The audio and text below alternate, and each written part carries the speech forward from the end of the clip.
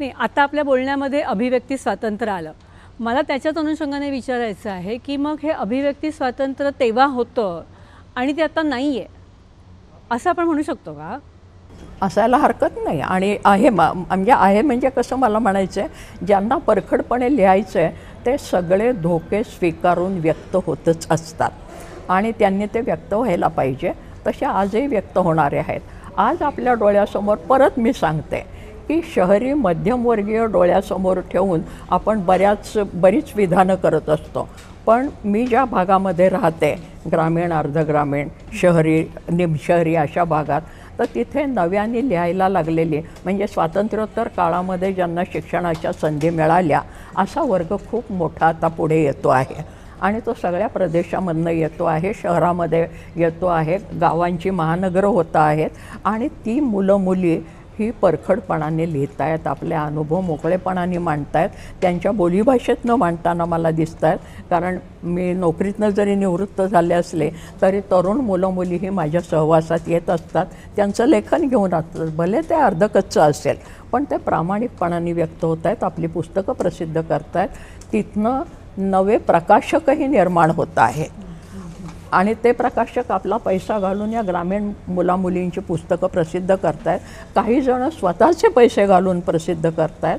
मला हे महत्त्वाचं लक्षण अशासाठी वाटतं की दुसऱ्या कुठल्या चैनीच्या गोष्टीसाठी मी माझा पैसा खर्च करण्यापेक्षा पुस्तकाच्यासाठी मी पैसा खर्च करतो ही महत्त्वाची गोष्ट आहे.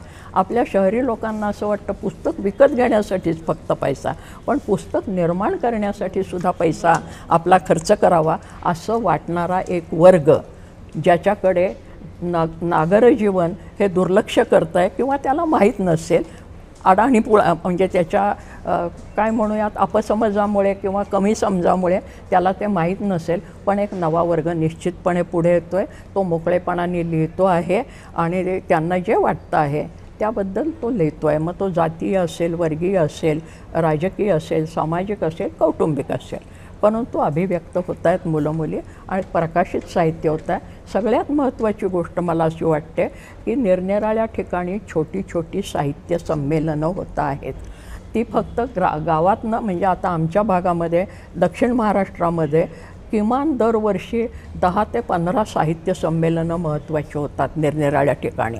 महाराष्ट्र आणि कर्नाटक या सीमा प्रदेशात 4 ते 5 महत्त्वाची साहित्य संमेलनं गेली कित्येक वर्ष होत आहेत आणि तिथे त्या स्थानिक कलावंतांना, लेखकांना, कवींना आपल्याला अभिव्यक्तीसाठी एक व्यासपीठ मिळतं आहे. त्यामुळे हा जो काही लेखनाचा व्यवहार आहे, साहित्याचा व्यवहार आहे, हा निश्चितपणे वाढतो आहे. फक्त त्याच्याकडे जितक्या जाणकारीने लक्ष द्यायला पाहिजे तितक्या जाणकारीने जाणकार माणसंसुद्धा लक्ष देत नाहीत.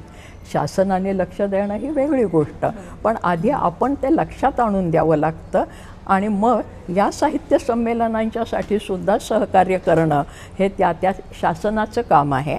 म्हणजे महानगरपालिकेच्या क्षेत्रात एखादं साहित्य संमेलन होत असेल तर त्या महानगरपालिकेनेही सहकार्य करायला पाहिजे सर्व प्रकारचं, असं माझं स्वतःचं एक लेखक म्हणून आणि एक साहित्यप्रेमी नागरिक म्हणून, भाषाप्रेमी नागरिक म्हणून माझं मत आहे.